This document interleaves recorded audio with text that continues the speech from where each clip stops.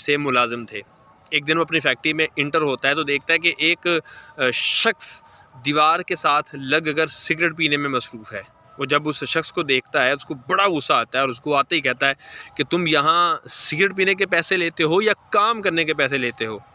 اس نے کہا سر اس نے کہا کوئی بات نہیں میں نے سننی، تمہاری سیلری کتنی ہے، یہ لو وہ سیلری اور دفع ہو جاؤ یہاں سے، خبردار کل تم نے کام پر نہیں آنا۔